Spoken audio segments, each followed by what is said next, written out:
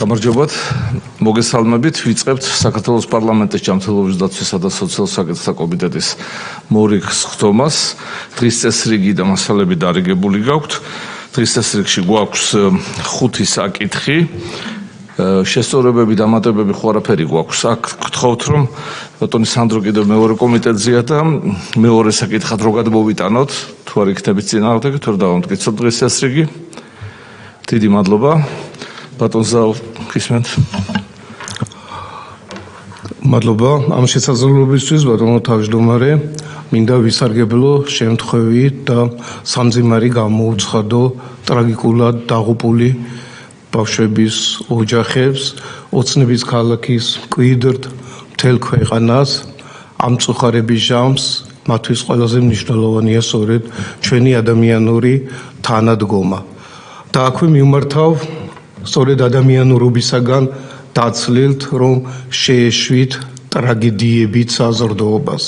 აჭარის მთავრობამ სწორედ იმ მოტივით, რომ ეს 6,000 ოჯახი, მათ შორის 1750 ბავშვი ცხოვრობდა საფრთხის შემცველ გარემოში, მიიღო მართლა უპრეცედენტო გადაწყვეტილება, გამონახა ყველა რესურსი იმისთვის, რომ 1600 ოჯახისათვის აეშენებია უსაფრთხო საცხოვრისი. კიდევ ერთხელ უსამძიმრებ მთელ ქვეყანას და მადლობა, რა თქმა უნდა, კოლეგებო, რომ თანაზიარი ხართ ამ მწუხარების. დიდი მადლობა ბატონო ზაუ, რა თქმა უნდა, სულად პარლამენტი და ჩვენი კომიტეტიც სულად ვიზიარებთ იმ დიდ მწუხარებას, რაც ოცნების ქალაქში მცხოვრებ ოჯახს და იქ მცხოვრებ ადამიანს დაატყდა, რა თქმა უნდა, თითოეულ ჩვენგანისთვის მიუღებელია სხვის უბედურებაზე პოლიტიკური ნიშნით რაღაც ქულების დაწერა და იმედია მშვიდობას უსურვებს საქართველოს და თითოეულ ოჯახს, რომელიც იქ ცხოვრობს და იმედია ასეთ რამ აღარ განმეორდება. სამწუხარო ფაქტია და სრულად ვიზიარებთ თქვენს ამ გაზერებულ მწუხარებას. მადლობა, გავაგრძელებთ სხდომას. პირველი საკითხი გვაქვს საქართველოს პარლამენტის ჯანმრთელობის და სოციალურ საკითხთა კომიტეტის თავმჯდომარის მოადგილის არჩევა. მოგეხსენებათ, ეს პოზიცია აქამდე თავისუფალი იყო და ბატონი ზაალი მიქელაძე, როგორც ხალხის ძალის წარმომადგენელი ჩვენი ოპოზიციური ჯგუფის, რომელიც არის დღეს საქართველოს პარლამენტში, არის წარმოდგენილი მოადგილედ ჩვენი კომიტეტის. შეკითხვები, მოსაზრებები, სურვილები ყველაფერი გვაქვს. მაშინ კენჭის უყაროთ, ვინ არის მომხრე? დიდი მადლობა, ერთხმათ დამტკიცებულია, გილოცავთ ბატონო ზაუ, წარმატებას გისურვებთ. მადლობა და დარწმუნებული ვარ, ჩვენ უკვე წლებია ერთად დიდ საქმეს ვაკეთებთ. სწორედ ჯანმრთელობის და სოციალური საკითხების სწორად დაყენებისთვის და სამინისტროსთან ერთად მართებული გადაწყვეტილებების მისაღებად და დარწმუნებულად ჩვენ ასე გავაგრძელებთ. მადლობა კიდევ ერთხელ. მივესალმები, რა თქმა უნდა, როგორც ჩემი ყველა კოლეგა ახალი თანამდებობას მიულოცავ ჩვენ კოლეგას. ბატონი ზაალი არის პროფესიით ექიმი, ძალიან სერიოზული ბექგრაუნდით და ყველაზე მეტად ალბათ ჩვენ გვიხარია მისი ჯანსაღი ოპონირება, რადგან არ არსებობს საქმე, როგორი მონდომებულიც არ უნდა იყოს, თუ არ არის ჯანსაღი ოპონირება და თუ არ მოდის იქიდან შენიშვნები ან ალტერნატიული გზები, აზრები, ძალიან ძნელი იქნება საუკეთესო შედეგზე გასვლა. შესაბამისად, გონივრული ეჭვი მაქვს, რომ ამ მისიას ძალიან წარმატებით შეასრულებს ბატონი ზაალი და ამ მიმართულებით ბევრად უფრო ვალიდური შედეგები იქნება დადებული ჩვენი კომიტეტის მხრიდან და მთლიანად სისტემის მხრიდან, ვიდრე დღეს არის. წარმატებები ბატონო ზაუ. მადლობა, წარმატებები ბატონო ზაუ. გადავდივართ დღის წესრიგით შემდეგ საკითხს. ეს არის საქართველოს მთავრობის მიერ საკანონმდებლო ინიციატივის წესით წარმოდგენილი საქართველოს კანონის პროექტის იარაღის შესახებ საქართველოს კანონში ცვლილების შეტანის თაობაზე და მისგან გამომდინარე კანონ პროექტების. გვაქვს განხილვა ამ საკითხით, ინიციატორი არის საქართველოს მთავრობა, მომხსენებელი საქართველოს შინაგან საქმეთა მინისტრის მოადგილე ბატონი ალექსანდრე დარახველიძე. მოგესალმებით ბატონო ალექსანდრე, გისმენთ. მოგესალმებით ბატონო ზაზა. პირველ რიგში მეც შევერთები მწუხარებას, რომელიც ბატონმა ზაალმა გამოთქვა, ნამდვილად ძიმე ფაქტი იყო. უსამძიმებლად გარდაცვლის ოჯახს და ჩვენი მსხვილი შინაგან საქმეთა სამინისტრო გააკეთებს ყველაფერს იმისათვის, რომ გამოძიების ფარგლებში დადგინდეს ის რეალობა, რაც მოხდა და თუ იმე პასუხისმგებლობა იყო ეს ყველაფერი, რა თქმა უნდა, შესაბამისი ღონისძიებები იქნება გატარებული. რაც შეეხება უშუალოდ კანონპროექტს, წარმოგიდგენთ იარაღის შესახებ საქართველოს კანონში და თანმდევ საკანონმდებლო აქტებში ცვლილებების პაკეტს, ვინაიდან სავალდებულო კომიტეტის ფარგლებში განვიხილავთ ამ საკითხს, ზოგად ინფორმაციას მოგაზრდით, თუ რა მიზანს ემსახურება ამ კანონპროექტის მიღება და რატო დადგა საჭიროება მისი მიღების. მოგეხსენებათ, რომ შინაგან საქმეთა სამინისტროს მომსახურების სააგენტო არის ის ერთადერთი უწყება, ვინც გასცემს ნებართვას მაგალითად იარაღის შეძენასთან, ტარებასთან და ასე შემდეგ, ასევე მართვის მოწყობას სხვადასხვა კატეგორიის.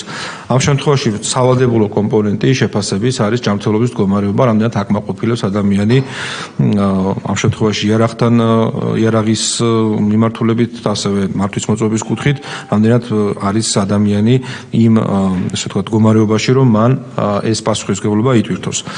იარაღი მოგეხსენებათ, რომ მომეტებული საფრთხის წყაროა, შესაბამისად ამ შემთხვევაში მნიშვნელოვანია, რომ ადამიანი ვის ხელშიც მოხვდება ცეცხლსასროლი იარაღი, სახელმწიფო და საზოგადოება იყოს დარწმუნებული, რომ მისი ჯანმრთელობის მდგომარეობა, განსაკუთრებით ფსიქიკური მდგომარეობა შესაბამისობაშია და მას აქ გააზრებული უნარი, რომ გამოიყენოს ეს იარაღი იმ დანიშნულებით, რა დანიშნულებითაც ხდება გადაცემა, იქნება სამონადირო მიზნები თუ თავდაცვის ასე ვთქვათ მიზნები. თუმცა პრაქტიკაში იყო ისეთ შემთხვევები, როდესაც იარაღის ნებართვა გაიცემა მხოლოდ მაშინ ხდება ჯანმრთელობის მდგომარეობის შემოწმება, ისიც კონკრეტული სამედიცინო დაწესებულების მხრიდან და ამის შემდგომ უკვე პერიოდულად აღარ ხდება ამ მდგომარეობის გადამოწმება. პრაქტიკაში სხვადასხვა საქმეების გამოძიების ფარგლებში დადგა არაერთი შემთხვევა, როდესაც ადამიანებს ჰქონდა მძიმე ფსიქიკური პრობლემები და ამ დროს ოფიციალურად მათ სახელზე ირიცხება ცეცხლსასროლი იარაღი და ხშირ შემთხვევაში ყოფილა შემთხვევა, როდესაც მათი ესე ვთქვათ მათდაუნებურად მათი მდგომარეობიდან გამომდინარე გამოიყენეს ეს საშუალება და საკმაოდ ფატალური შედეგებიც დადგა. სწორედ ამიტომ ჩვენ დავამუშავეთ ეს საკითხი და წარმოდგენილი საკანონმდებლო ინიციატივა ისახავს მიზნად, რომ შემუშავდეს ერთიანი მონაცემთა ბაზა ფსიქიკური ჯანმრთელობის პრობლემების მქონე ალკოჰოლიზმით, ნარკომანიით და ტოქსიკომანიით დაავადებულთა პირთა ერთიანი ბაზა, რომლის ადმინისტრირებას და მართვას განახორციელებს ჯანდაცვის სამინისტრო და შინაგან საქმეთა სამინისტროს მხოლოდ კონკრეტული მიზნობრიობით, ეს არის იარაღის ნებართვების გაცემა, სატრანსპორტო საშუალებებზე მართვის მოწვევის გაცემა, გარდა ამისა შემაკავებელი ორდერისთან დაკავშირებით ძალიან მნიშვნელოვანი კომპონენტი, როდესაც ქალი არის ან ოჯახში ძალადობის მსხვერპლი ან ძალადობის მსხვერპლია ზოგადად, ამ შემთხვევაში მოძალადის ფსიქიკური მდგომარეობა ცნობილი იყოს პოლიციისთვის, გარდა ამისა დროებითი მოთავსების იზოლატორებში პირთა მოთავსების ან სამინისტროს სისტემაში თუ იწყოს ადამიანი მუშაობას, მისი ფსიქიკური მდგომარეობა იქნეს შემოწმებული. ამ მიზნებისათვის ჩვენ გვექნება წვდომა ამ ბაზაზე. ეხლა ბაზის მუშაობა წარმოგვიდგენია შემდეგი ფორმით: მთავრობის დადგენილებით განისაზღვრება ბაზის მუშაობის და ადმინისტრირების კონკრეტული რეგულაციები, რაც გულისხმობს იმას, რომ თუ კი პირი კონკრეტულ შემთხვევაში მიაკითხავს სამედიცინო დაწესებულებას და მისი მხრიდან იქნა დასმული კონკრეტული დიაგნოზი, რომელსაც ალბათ განსაზღვრავს უკვე საქართველოს მთავრობა კონკრეტულ შემთხვევებში, ესეთი დიაგნოზის დადასტურების შემთხვევაში კონკრეტული პირის მონაცემები აისახება მონაცემთა ბაზაში და უკვე შინაგან საქმეთა სამინისტროს ექნება წვდომა ამ მონაცემებზე. თუ კი გაცემული არის იარაღის ნებართვა, ამ შემთხვევაში ჩვენ მივიღებთ შეტყობინებას, რომ კონკრეტული პირი, ვისაც გაიცა თავის დროზე იარაღის შეძენა შენახვის ლიცენზია, ეს ადამიანი დაავადებულია ისეთი დაავადებით, რომელიც უკუნაჩვენებია ამ შემთხვევაში იარაღის ლიცენზიის ქონასთან და დროებით შეჩერდება ეს მოწმობა. პოლიციას ექნება უფლება, რომ ეს იარაღი ჩამოართვას დროებით, სანამდე თქვათ სხვა ინფორმაცია არ იქნება დადასტურებული, ანუ არ მოხდება ამ ბაზიდან მისი ამოღება. იგივე მექანიზმი იქნება მაგალითად სატრანსპორტო საშუალების მართვას სამემართებაშიც, თუ კი აქ ადამიანს მართვის მოწობა და მაგალითად დადგინდა ისეთი დიაგნოზი, რომელიც ხელს უშლის მისი მხრიდან ავტომობილის მართვა, ხო მოგეხსენებათ, რომ ადამიანი როცა სანამ აიღებს მართვის მოწობას, მოწდება როგორც ხედველობაზე, სმენაზე, თქვათ, სხვადასხვა უნარებზე, რომელიც სამედიცინო კუთხით მოწდება, იხსნება, ამ შემთხვევაში ასე ვთქვათ, სწრაფად ექნება ინფორმაციის გაცვლა მოხდება ორ წყევას შორის და შესაბამისად ეს მოგცემს საშუალებას იმისა, რომ არათუ დაველოდოთ ვთქვათ კონკრეტულ შემთხვევას, როცა ცნობილი გახდება ეს ინფორმაცია პოლიციის, არამედ ისიერად მივიღოთ ეს ინფორმაცია და ამ შემთხვევაში ბუნებრივია ჩვენი მხრიდან უკვე რეაგირება მოხდება იმ ფარგლებში, რაც კანონით არის განსაზღვრული. კიდევ ერთხელ დავაზუსტებ, რომ ამ ბაზის წარმოების შექმნის და ამ მონაცემების შეტანის წესი მთავრობის დადგენილებით განისაზღვრება და რეგულაციები დაზუსტება და გარდა ამისა, სხვა თამდევი ცვლილებებია იარაღის კანონთან მიმართებაში, რომელიც რიგი ტექნიკური საკითხების მოწესრიგებას ისახავს მიზნად.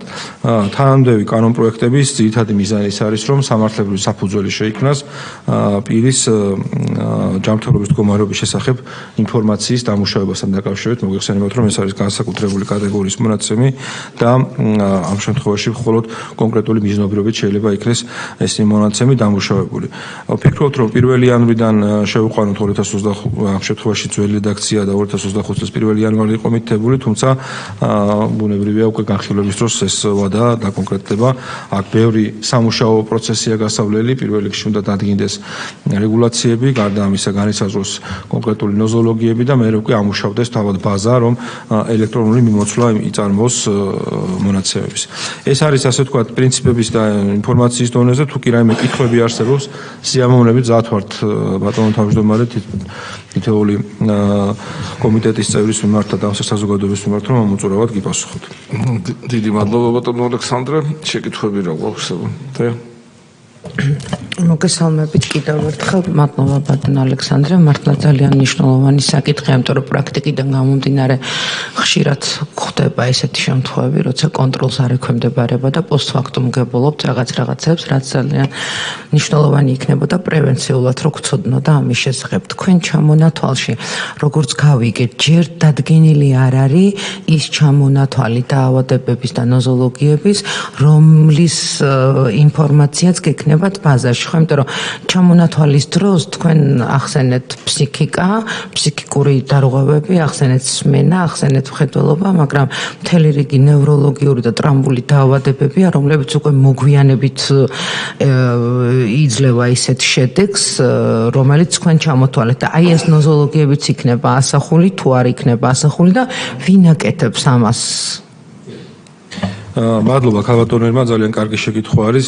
ამ შემთხვევაში ჩვენ ვინაიდან ეს არის ახალი საკითხი და ასე ვთქვათ, ბევრი მიმართულებით საჭიროებს კარგად გააზრებას პროცესისას, მოგეხსენებათ, რომ თითოეულ ნოზოლოგიას კიდე თავისი ბევრი სხვადასხვა ტიპის გამოვლინება, გარდა ამისა კომბინაცია შეიძლება არსებობდეს ეს ნოზოლოგიები, რომელიც იმ შედეგს იძლეოდეს. ამიტომ კანონის დონეზე გაჩნდა ჩანაწერი, რომ ამ ყველაფერს დაადგენს საქართველოს მთავრობა უკვე დადგენილებით, რა თქმა უნდა ჩვენ ძალიან აქტიური მუშაობა მოგვიწევს უკვე სპეციალისტებთან, რომ იმ კლასიფიკატორის მიხედვით, რაც არის განსაზღვრული სხვადასხვა ნოზოლოგიებთან მიმართებაში, დავადგინოთ თქვათ კონკრეტული რომელი ნოზოლოგია არის უკუნაჩვენები, მაგალითად იარაღის შეძენასთან, შენახვასთან, ფლობასთან, მის გამოყენებასთან.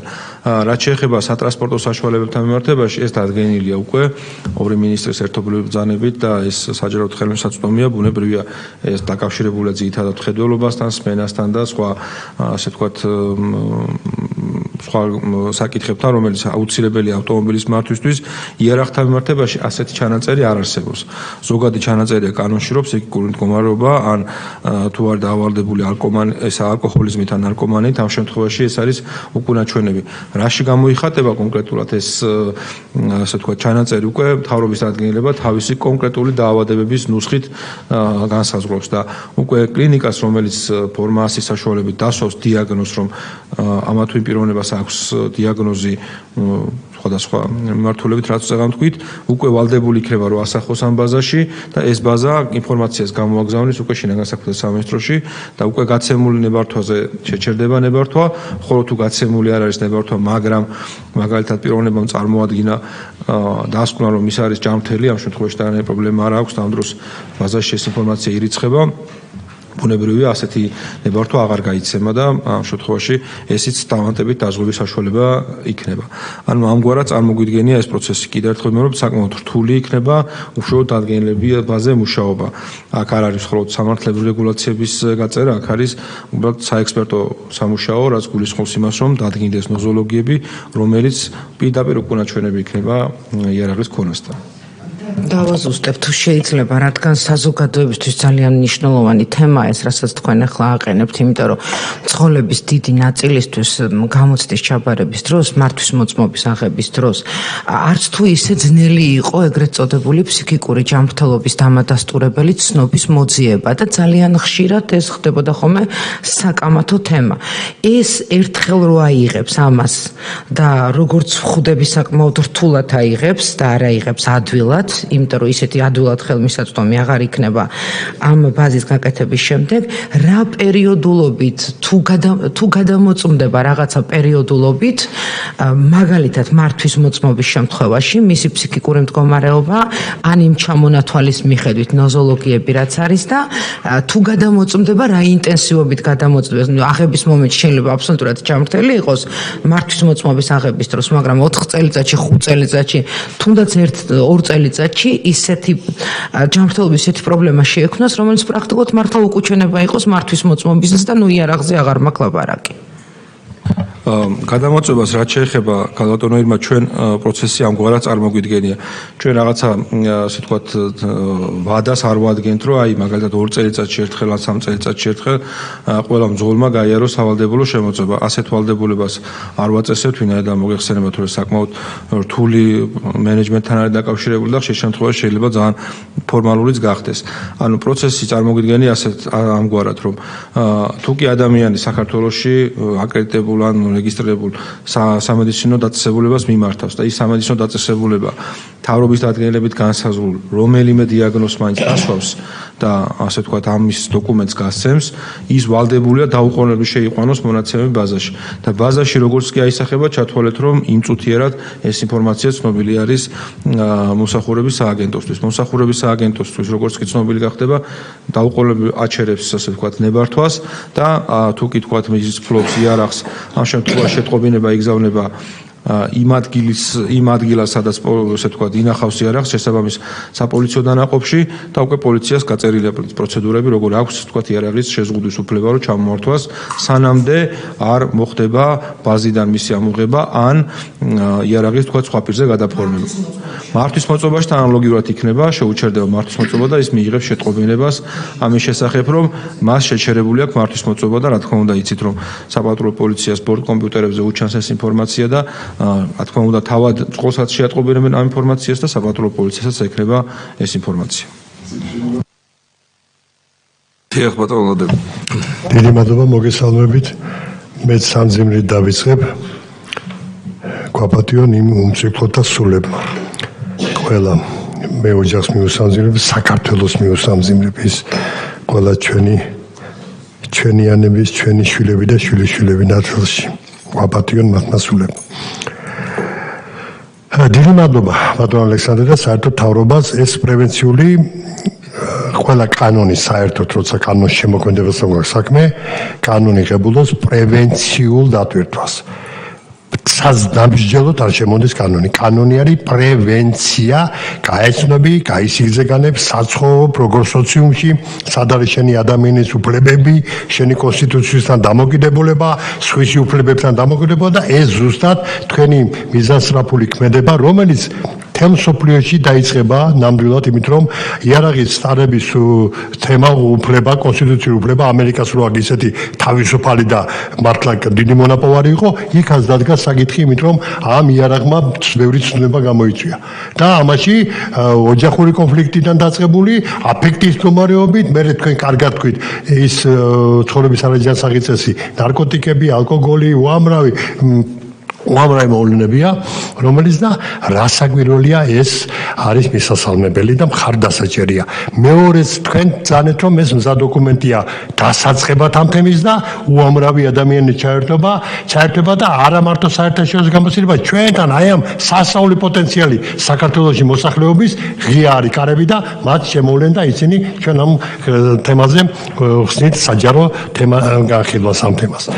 ეხლა არის მეორე თემა, რომელიც სად გაგამახვილებინებს ყურადღებას, მაგალითად მართვის მოწმობებზე. 100 კრედიტიანი ისაგობ ჩვენ მძღოლებს, ხო? თუ ადამიანმა ისე გაიარა 1 წელიწადი შეცდომა არ ქონია, ესე იგი სამდუკაცია დიდხანს პასუხისმგებლიანი ადამიანია, თავის ატანსორო საშუალების მოძრაობის წესების და ასიას.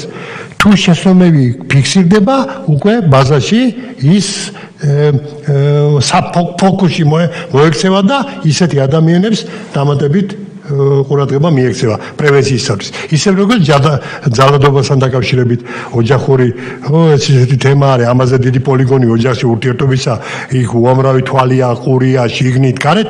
თუ აქ შენიშვნების გარეშე ცხოვრობს და ხო გაამბრალოს ეს ოჯახი, არის შენიშვნები და პრევენციულად ამკაც შეუმოწოდება ფსიქიკური მდგომარეობა, რომ მე შემიძლია ლათინური გამოთქმა locus minoris resistentia. სუსტი ადგილი სად არის ადამიანში გასაგრილო ფსიქიკური მდგომარეობა.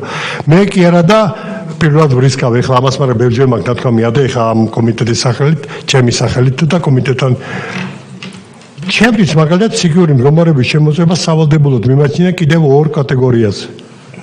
ეს არის პედაგოგის სკოლაში შედის სიტყვა იარაღზე უარესი არასწორად ნათქვამი სიტყვა იატროგენი, საშინელია იატროგენი და მეორე პოლიტიკა.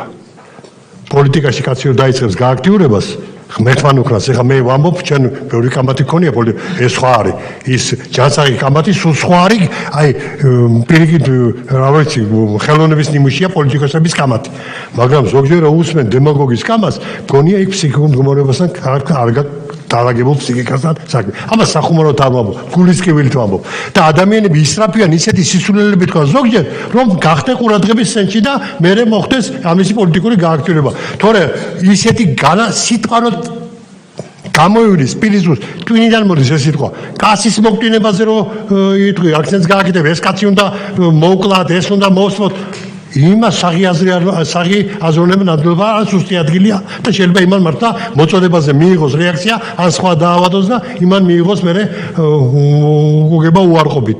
ამიტომ მე მაგალითად ძალიან მოგზაურებით, მაგრამ ფიქრი ხო არ დაგვეწყო მეთქი, მე სამეცნიერო საზოგადოებას ისე უფლების კონსტიტუციურად ასაკურველია ღმერთმა დამეფაროს, მაგრამ ამ კუთხითაც ხო არ გვეფიქრა, ცუდი არ იქნებოდა ნამდვილად. მომავალი თაობა მოდის ძალიან სტრესული, ძალიან აჩქარდა ტემპი, ძალიან აჩქარდა ტემპი.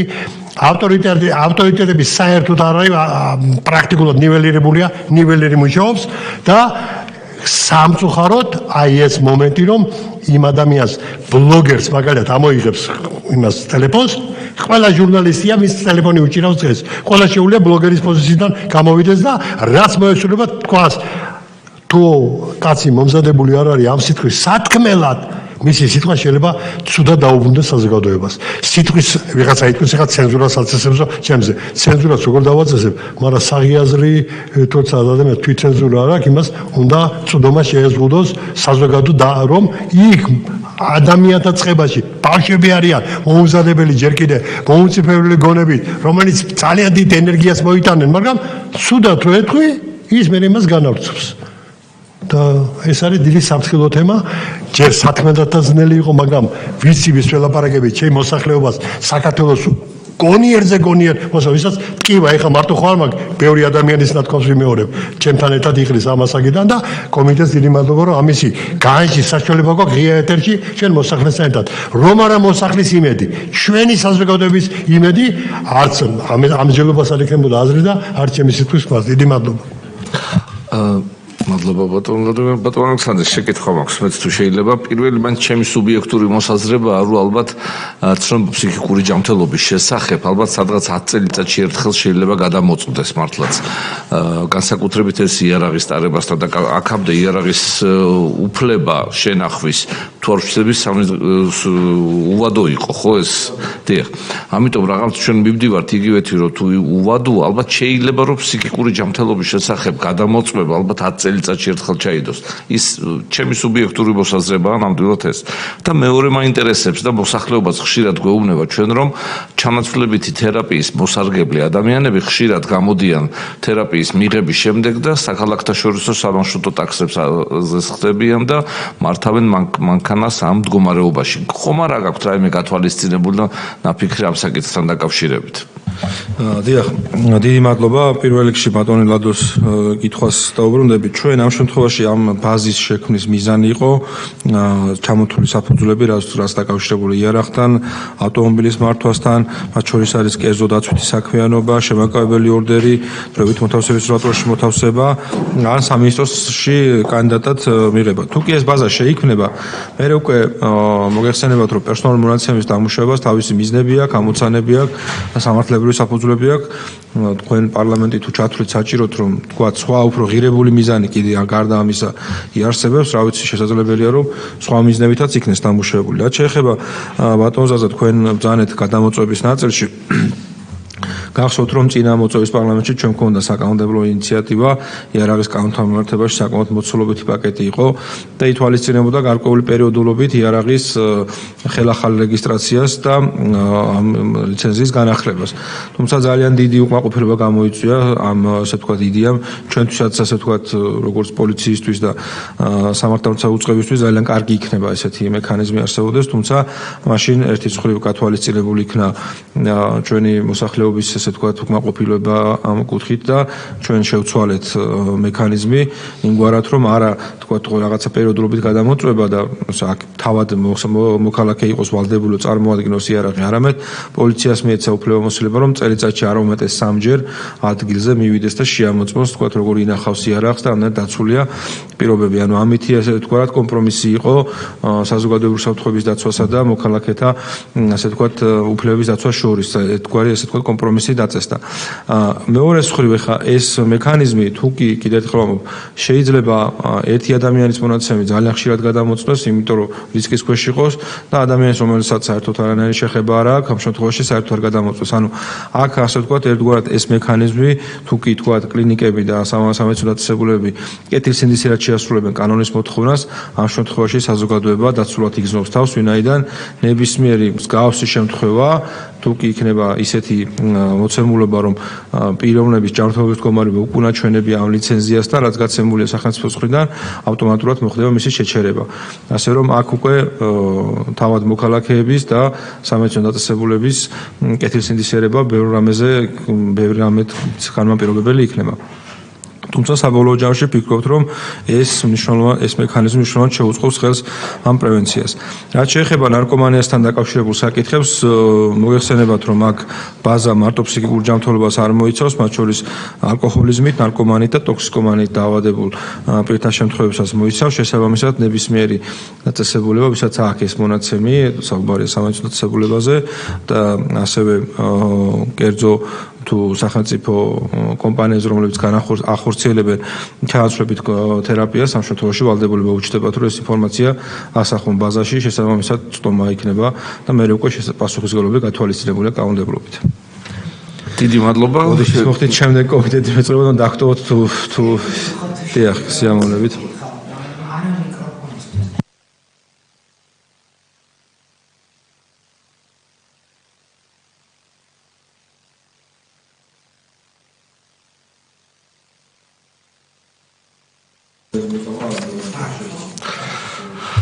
დიდი მადლობა ბატონო ალექსანდრე.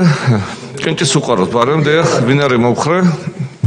დიდი მადლობა, ერთხმათ წარმატებებს გისურვ, დიდი მადლობა. გადავდივართ დღის წესრიგის შემდეგ საკითხზე, ეს არის საქართველოს პარლამენტის ჯანმრთელობის დაცვა და სოციალურ საკითხთა კომიტეტის მიერ 2024 წლის გაწეული საქმიანობის ანგარიშის შესახებ ინფორმაცია. თითოეულ თქვენგანს გაქვთ დარიგებული ჩვენი კომიტეტის 2024 წლის ანგარიში. ამის გარდა ორივე კვირის წინ ერთად გახდით ყველა სადაც გავაანალიზეთ 2024 წელს ჩვენს მიერ ჩატარებული ყველა ის აქტივობები, საკანონმდებლო პაკეტები და სასიამოვნო იყო რომ ეს შეხვედრა მიმდინარეობდა ჯანდაცვის სამინისტროსთან ერთად, რაც მეტ ურთიერთობას გვაძლევს და ინფორმაცია ვიქონიოთ ჩვენს ჩატარებულ საქმიანობაზე. მინდა თითოეულ დეპუტატს, ჩვენი კომიტეტის წევრს, როგორც დღევანდელს ასევე ყოფილს მადლობა გადაუხადო იმისათვის რომ მიიღეთ მონაწილეობა როგორც ამ ანგარიშში, ასევე 2025 წლის სამოქმედო გეგმის შემუშავებაში. რა თქმა უნდა, დიდი მადლობა აპარატის ხელმძღვანელს და თითოეული აპარატის წევრს. აქ ბრძანდება უმეტესობა, ზოგს მინდა ჯანმრთელობა უსურვო და მალე გამოჯანმრთელება და იმედია რომ ჩვენი კომიტეტი ერთ-ერთი მთავარი კომიტეტი ჩვენი პარლამენტის გააგრძელებს ამ ერთობით მუშაობას, რათა კიდევ მრავალი საქმე, საკანონმდებლო აქტი თუ კანონი მივიღოთ ჩვენი ქვეყნის და ჩვენი მოსახლეობის საკეთილდღეოდ. ამიტომ ჯანმრთელობას გისურვებთ ბატონოსა. ვინ არის მომხრე რომ მივიღოთ ინფორმაციაც ჩატარებული მუშაობის შესახებ, დიდი მადლობა, დამტკიცებულია. შემდეგი საკითხი არის საქართველოს პარლამენტის ჯანმრთელობის დაცვა სოციალურ საკითხთა კომიტეტის 2025 წლის სამოქმედო გეგმის დამტკიცება. ამავე შეხვედრაზე განმეორდები და ვიტყვი რომ ქონდა საკმაოდ ნაყოფიერი მუშაობა 2 დღის განმავლობაში დეპუტატებს და აპარატის წევრებს და საბოლოოდ ჩამოვაყალიბეთ აი ეს ძალიან საინტერესო სამუშაო გეგმა, რომელიცაც 2 წელი ასეთი ფორმატი მივეცით, რაც საშუალებას გვაძლევს როგორც აპარატის წევრებს, ასევე დეპუტატებს, რომ თვალყური ვადევნოთ ჩვენს მიერ დაინიცირებულ საკანონმდებლო აქტებს, თუ ნაკს, თუ ასე შემდეგ. მრავალი ინიციატივა გვაქვს, გეგმა დიდი გვაქვს. და იმედია რომ ის საკითხები რომელიც ჩვენ 2025 წლის სამუშაო გეგმაში აღნიშნეთ და ჩავნიშნეთ და დავბეჭდეთ კიდევაც უკვე იქნება ჩვენს მიერ შესრულებული 2025 წლის ბოლოს. ამისათვის საჭიროა ჩვენი ერთობით მუშაობის გაგრძელება. შარშან მქონდა 2 თემატური მოკვლევა და წელსაც გვაქვს გეგმები კიდე რათა ერთობით განვახორციელოთ. მე იმედი მაქვს რომ აქტიურად იქნება რა თქმა უნდა ოპოზიციაც ჩართული, ბატონი ზაალით შემოგვიერთდა და ყოფილი წევრებიც აქტიურად მიიღებენ მონაწილეობას ჩვენი სამუშაო გეგმის განხორციელებაში. თხოვთ ვინმეს მოსაზრებები გაქვთ, შენიშვნები, ბატონ ვლადიმერ გისმენთ. დიდი მადლობა. ჩვენ ძალიან საფუძვლიანად გავიარეთ ეს 2 ნაწილი, ერთი შესრულებული სამუშაო, თქვენ როგორც ბრძანეთ და მეორე შესასრულებელი, ანუ ვალდებულებითი ნაწილი. ერთი თხოვნა მექნება, ჩვენ მაშინაც ჩვენ ვეკუთვნით იმ კომიტეტს, სადაც ძალიან ბევრი საკითხი იღლის თავს და ეს პერიოდულად განახლებადი საკითხებია, რომელიც ზოგჯერ მოითხოვს რაღაც რეკომენდაციებს. და ეს რეკომენდაციები ზოგჯერ კომიტეტიდან გაიცემა აუდიტის სამსახურიდან რეკომენდაციები და იქნებ პერიოდიკა ჩვენ დავაწესოთ და ეს ჩვენ ხელგვეცემება რომ ყოველ სტომაზე გაცემული რეკომენდაციების შესრულების პატარა ანგარიში მოვისმინოთ ხოლმე აღმასრულებელი ხელისუფლების მიერ. ეს იქნება ის ევროვალდებულებების ნაწილი, სადაც რეკომენდაცია აყვანილია მაღალ დონეზე და თარაზე შემოსადებად არ გაიცემა ამხელა თემატური მოკვლევები ჩატარდა, იქ რეკომენდაციების შემოწმებები და რომ ჩვენ მუდმივად ვიყოთ საქმის კურსში ურთიერთ როგორც გვაქვს დაწესებული, ერთმანეთს გაუზიაროთ შესრულებული სამუშაოს მიმდინარეობა აღსრულების ყოველ სტომაზე თუ კვარტალურად. ეს არის ჩემი შეთავაზება წინადადების. საინტერესო წინადადება, მე მგონი მხარდასაჭერი, კარგი იქნება რომ აღმასრულებელ ხელისუფლებასთან ერთად ეს საკითხი დავარეგულიროთ. კომუნიკაცია გვაქვს მაქსიმალური დღევანდელ სამინისტროს ხელმძღვანელობასთან, ამიტომ იმედია რომ ეს კომუნიკაცია გაგრძელდება და კი ბატონო ხარს დაუჭერთ. სხვა შენიშვნები ხო არა გვაქვს კომიტეტის წევრებს? დიდი მადლობა, გეგმა მაშინ კეჭი უყაროთ. ამტკიცებულია, მადლობა, გილოცავთ.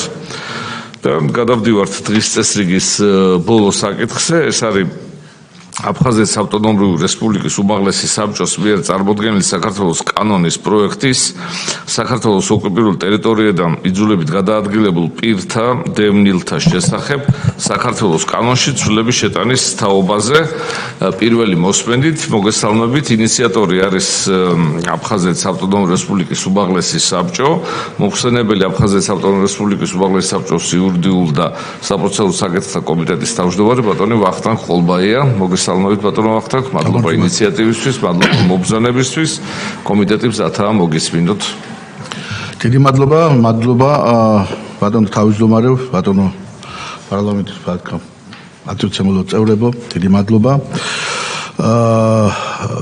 კანონის ნიშნობაზე არ ვილაპარაკებ, ვინაიდან თქვენ ალბათ მეტნაკლებად გაცნობილი ხართ, მაგრამ ბოლო პერიოდში მას ხაზი მინდა გავუსვა, რომ ბოლო პერიოდში სერიოზული ნაბიჯებია გადადგმული დევნილთა ბინით უზრუნველყოფის საკითხში. ძალიან სერიოზული რამ ხდება და მომავალ წელს უფრო ასე ვთქვათ დაჩქარებული ტემპით მოხდება ამ პრობლემის მოგვარება, რაც მოგჩვენთ ჩვენს საშუალებას ვთქვათ დევნილთა ინტეგრირების საკითხი რაღაც უფრო მეტი წინსვლა კონდეს. ცნობილი მიზეზების გამო ეს პროცესი მასდამაც დაჩქარებად ვერ იქნება, რამე თუ მაინც დევნილის შინაგანი განწყობა, მენტალობა, წარსულის სადგმის ტოლობა და ასე ვთქვათ იმედი დაბრუნებისა მაინც თავისას შვება. მაგრამ ამ პროცესი არის ერთი მნიშვნელოვანი ფაქტორი. დევნილი ოჯახის გრძელვადიანი საცხოვრებელი ფართით უზრუნველყოფის თაობაზე შესაბამისი სამართლებრივი აქტის გამოცემის შემდეგ უძრავი ქონების საკუთრებაში გადაცემამდე ან სანაცვლოდ მისი სათანადო ფულადი ან და სხვა სახის დახმარების გაცემამდე ოჯახის წევრის გარდაცვალების შემთხვევაში ამ ოჯახის გრძელვადიანი საცხოვრებლით უზრუნველყოფა ხორციელდება ოჯახის არსებული რიცხვიანობის გათვალისწინებით. ეხლა ჩვენებური ენით რო ვთქვა ძალიან მარტივად დღეს დევნილთა მდგომარეობა ბინების მიღების გზაზე ხორციელდება ქულათა რაოდენობით. თქვენ ძალიან კარგად იცით ბატონო თქვენ. ესე იგი მხედველობაშია მიღებული დევნილის ოჯახში ომის ვეტერანის სტატუსი, ორდენი, ავადმყოფობა, მრავალშვილიანობა, დაემატა ბოლო პერიოდში სოხუმში დაბადებულებს გარკვეული ვთქვათ კიდევ ქულები ემატება და ამით გროვდება გარკვეული რაოდენობა და დგინდება რიგი. ეს განიხილება მე შესაბამის კომისიაზე, კომისია ადგენს თუ რომელი ქულა, რამდენი ქულა ვთქვათ გამსვლელი ამ შემთხვევაში რომ რაოდენობა მაინც დიდია, ამის დამიხით დგება მონიტორინგი და მონიტორინგის მიღების შემდეგ კომისია იხილავს მონიტორინგის შედეგებს. კომისია იხილავს საკითხს იმის გათვალისწინებით, რაც მოვთქვი. მაგრამ ძალიან ხანგრძლივია ეს პროცესი და მანამ სანამ გადაწყვეტილება მიიღება და მიღებული გადაწყვეტილების შემდეგ ხდება რომ აი მაღალი ქულის მატარებელი ოჯახის მაღალი წევრი გარდაიცვლება. და დღევანდელი კანონით თუ გარდაიცვლება ოჯახის მატარებელი წევრი შესაბამისად ქულები რომელიც მას ჰქონდა ეს ქულები იწევს უკან და დევნილი ვთქვათ იმავე მდგომარეობაში ჩდება რაც დასაწყისში. ეხლა ჩვენი ინიციატივა მდგომარეობს იმაში რომ გარდაცვალების შემდეგ მიღებული გადაწყვეტილება საკომისიო გადაწყვეტილება არ შეიცვალოს და მას დაურჩეს პირვანდელი მდგომარეობა. ანალოგიური სიტუაცია სასამართლოში ვთქვათ საჩივრის შემდეგ ხდება შემთხვევები როცა დევნილი უკმაყოფილოა ასე ვთქვათ მონიტორინგის გადაწყვეტილებით და საჩივრებს და გასაჩივრების შემდეგ ეს დევნილი ასე ვთქვათ ხდება ვთქვათ მოგებული თუ შეიძლება ასე ითქვას და მაგრამ ამ პერიოდში იქ არის სამი ინსტანცია, ერთი ინსტანცია, მეორე ინსტანცია, მესამე ინსტანცია და საბოლოო გადაწყვეტილების შემდეგ მიღებულ პერიოდში, მისაღებ პერიოდში ეს ქულის მატარებელი ისევ ასე გარდაიცვლება და ამ შემთხვევაშიც ჩვენი ინიციატივა გულისხმობს იმას რომ მასაც დაუჩნდა ასე ვთქვათ დაუჩეს ეს ქულები რომელიც მას საჩივრის შეტანამდე ჰქონდათ. და მესამე საკითხი რომელიც ჩვენ კომიტეტთან ერთად გავიარეთ თქვენს კომიტეტთან ბატონებო რომ იყო იქ ერთი მომენტი რომელიც ბოლომდე გათვალისწინებული არ იყო და ეს ეხებოდა გრძელვადიანი საცხოვრებლების შესახებ არსებულ კანონში ტერმინთა განმარტებას. ტერმინთა განმარტებაში რომ გავერკვიეთ თუ შეიძლება ასე ითქვას და თუ არა და ეს კანონი განხილულია პარლამენტის პოლიციის კომიტეტზე განხილულია შესაბამის სტრუქტურაში ბატონ სარჯველაძეს მონაწილეობითაც ბევრი რაღაცა გავიარე ჩვენ ამ ნახევარი წლის აქეთ და პრაქტიკულად ყველა ასე ვთქვათ ეს ვთქვათ წინა განსახილველი პერიოდი გავიარეთ, მაგრამ ბოლოს აღმოჩნდა სხვადასხვა თქვენი კომიტეტის წყალობით, რომ ერთი მომენტი არის გასათვალისწინებელი, რომელიც სიტყვას გამო ასე ვთქვათ რაღაც შინაარსი ცოტა არ იყოს და იქნება დასა მატებელი და ეს გულისხმობს იმას, რომ დღევანდელ სიტუაციაში ჩვენ ცოტა შევცვალეთ ეს მომენტი, რომელიც შეთანხმებულია, როგორც გითხარით, უკვე შესაბამის სტრუქტურებთან, მათთან ერთად გავიარეთ და ისინი, როგორც ვთქვათ, ორივე ხელი დაეთანხმდნენ თქვენს ჩუბიგნებას. დღეს კანონპროექტი ასე ჟღერს. კანონმდებლობით დადგენილი წესით დევნილი ოჯახის გრძელვადიანი საცხოვრებელი ფართით უზრუნველყოფის ან სათანადო ფულადი დახმარების თაობაზე შესაბამისი სამართლებრივი აქტის გამოცემის შემდგომ საცხოვრებელ ფართზე საკუთრების უფლების რეგისტრაციამდე, ფულადი დახმარების გაცემამდე, ოჯახის წევრის გადაცვალების შემთხვევაში დევნილი ოჯახის საცხოვრებელი ფართიდან ფულადი დახმარებით უზრუნველყოფა განხორციელდება გარდაცვალებამდე გამოცემული შესაბამისი სამართლებრივი აქტის განსაზღვრული დევნის ოჯახის რიცხოვნობის გათვალისწინებით. ეს წესი არ ვრცელდება გარდაცვლილი ერთსრულოვანი პირებზე, ვთქვათ, ის არ ვრცელდება მათზე. თავისთავად და მეორე მუხლი ჟღერს ასეთნაირად. ამ კანონის პირველი მუხლის მოქმედება ვრცელდება მის გამოქვეყნებამდე კანონმდებლობით დადგენილი წესით დევნილი ოჯახის გრძელვადიანი საცხოვრებელი ფართის უზრუნველყოფისა სათანადო ფულადი დახმარების თაობაზე გამოცემული ან აღუსრულებელ შესაბამის სამართლებრივ ვთქვათ აქტზე. ეხლა აღნიშნული ვთქვათ ცვლილება უზრუნველყოფს იმას, რომ დევნილ ოჯახს შეუნარჩუნდება ქულათა ის რაოდენობა, რომლის მიხედვითაც დევნილი ოჯახი უზრუნველყოფილი იქნება ისეთივე გრძელვადიანი საცხოვრებლით, როგორც მისი ოჯახი მიიღებდა ოჯახის წევრის გარდაცვალებამდე შესაბამისი სამართლებრივი აქტის გამოცემისას. წარმოდგენილი ცვლილება უზრუნველყოფს იმგვარი მექანიზმის განსაზღვრას, რომელიც დაიცავს დევნილის ოჯახის ინტერესებს, არის ადამიანის თქვათ დაცვის ერთ-ერთი მთავარი არგუმენტი და ვფიქრობ, რომ ამის დევნილი ოჯახები ამას სიამოვნებით მიესალმებიან. დიდი მადლობა. შეკითხვები დიახ ბატონო. მოგესალმებით ბატონო ვახნაკ. მე კითხვა მაქვს ესეთი, როგორც ვიცი, მრავალშვილიანობა ერთ-ერთი განსაზღვრელი კრიტერიუმებია ბინის დაკმაყოფილების ნაწილში, ხო? აი ამ ცვლილებიდან გამომდინარე, თუ ოჯახმა გააკეთა განაცხადი 4 შვილი ყავს და გააკეთა განაცხადი და როგორც თქვენ აღნიშნეთ, საკმაოდ ხანგრძლივი პროცესია ეს ბინის მიღება და ბინის მიღების დროს უკვე 5 შვილი ყავთ.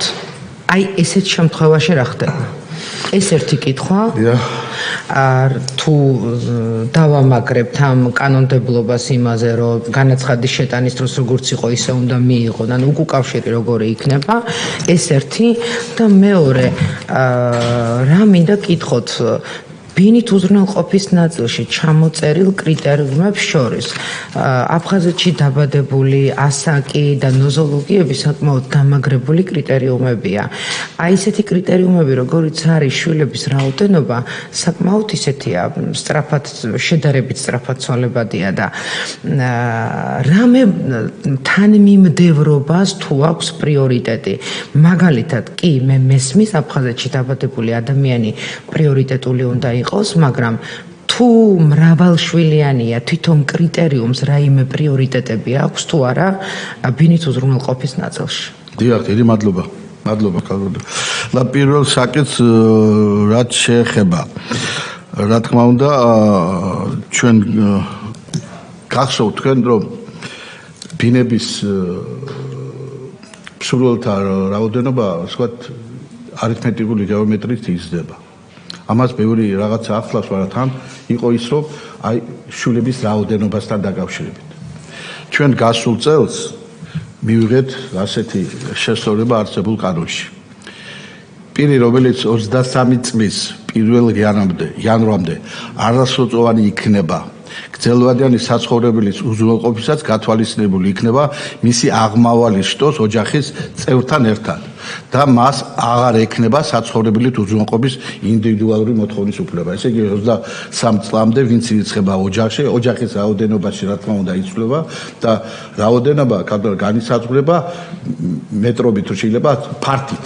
ესე იგი რაც უფრო მეტია რიცხოვნობა ოჯახში, ასე ვთქვათ, მით უფრო მეტი ფართი ეკვიტის. სხვა პრეფერენციები, ასე ვთქვათ, ბინების განაწილების არ არის.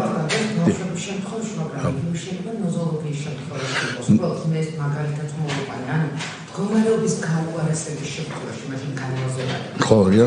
ნებისმიერი მდგომარეობის გაუარესების შემთხვევაში, უკვე მიღების დროს იცვლება მდგომარეობა თუ არა.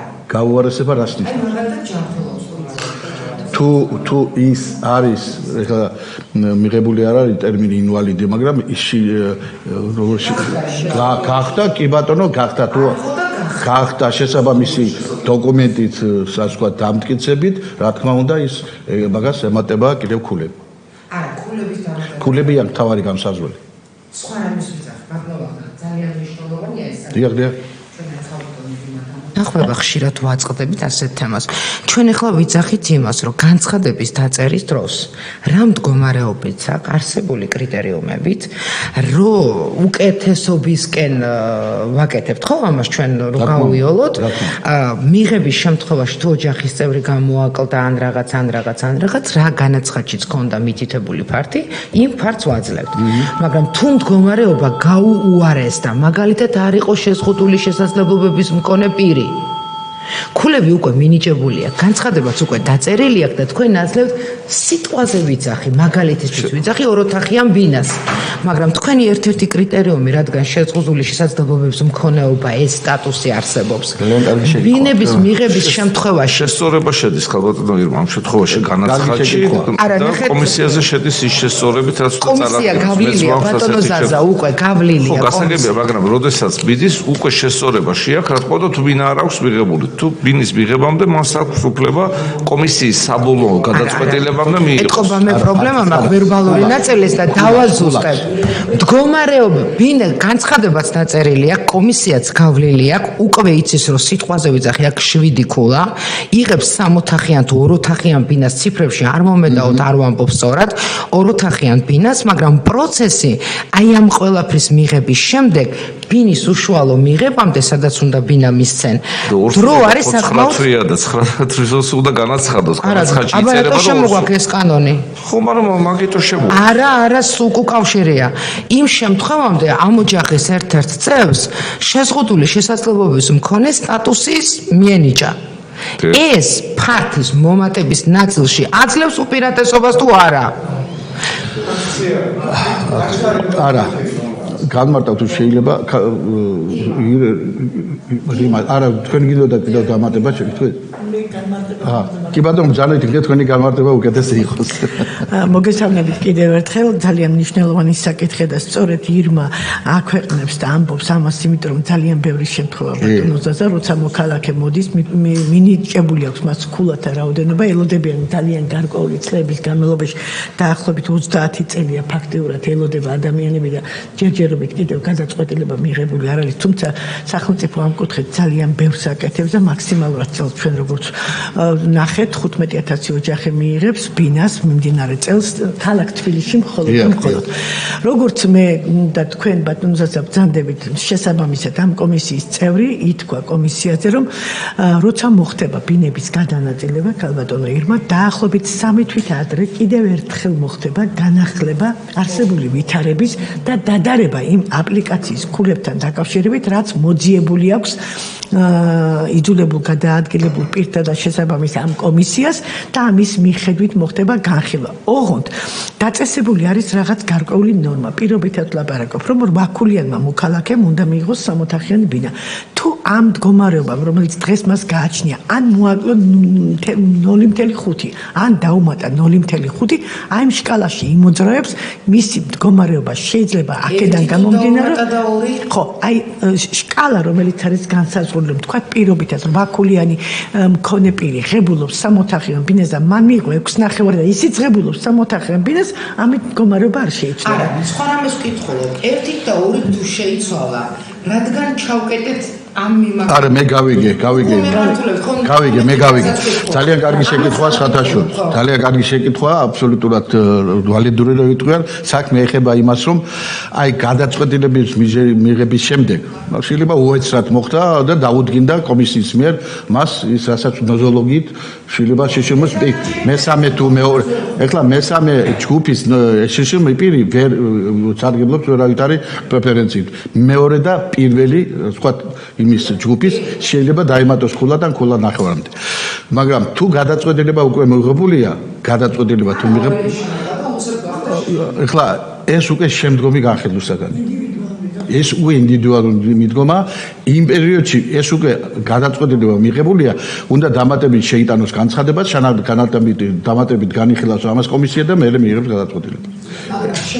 შესაძლებელია კი ბატონო, კი. მყარი უნდა იყოს საფუძველი და მყარი უნდა იყოს ეს დოკუმენტი. კარგი ხედით, ხალბატონო ირმა, თქვენ რაც გააჟღერეთ და ხალბატონო ირმამაც გიპასუხათ ბატონო ვახტანგმა, ბევრმა ჩვენმა ნამდვილად დედმა არ იცის ამის შესახებ და სამწუხაროდ პოსტფაქტუმ უწევთ უკვე აი ბინების გადავი რატო არ დამიმატეთბე და ეს ამიტომ კიდევ ერთხელ გავახვევანოთ ეს ჩვენი მოსახლეობის გასაგონად სამი თვით ადრე მას შეუძლია მის სტატუსს მის ქულებს კიდევ ერთხელ სათანადო ორგანოებს მიმართოს და დააფიქსიროს ის თუ რა შეიცვალა მის სოციალურ მდგომარეობაში შიგნით ოჯახში რაც რა თქმა უნდა შეიძლება არ ვიცოდეთ ხო ჩვენ ამიტომ საჭირო უბრალოდ დროულად განაცხადის გაკეთება რომ მისი სტატუსი და მისი ოჯახური მდგომარეობა რომელიმე მიმართულებით შეიცვალა თქვენ კანონს რაც შეეხება ბატონო ვახტანგ რა ვიცი პირადად ამ კანონთან დაკავშირებით რა შენიშვნები გვაქვს შეკითხვები გვაქვს ბატონო შენიშვნები არ აქვს პირიქით ხარდასაჭერია იმიტომ რომ ეს იმ ადამიანებზე კიდევ სახელმწიფო ზრუნვის საგანია და კარგია და აი ეს შესაძლებელს თქვენ ინიციატივალურმა კარგად ბრძანეთ და კარგია რომ გამოეხმარეთ ბატონ ზაზამ კარგი რეზუმე გააკეთა ყველა გახსოვდეთ აი ჩემო ძვირფასო ადამიანებო ვინც ამ გაჭირებულ მდგომარეობაში ვიმყოფებით ჩვენ ყველა ერთად და გვინდა რომ ერთად მოვაწესრიგოთ ეს საქმე ძალიან რთული გამოწვევის წინაშე ვდგევართ მაგრამ სამი თვეც არის ვადა თუ მოხდა დამძიმება მდგომარეობის რომელიც თქვენ ქულას გიწევთ და ეს საფუძველი ხდება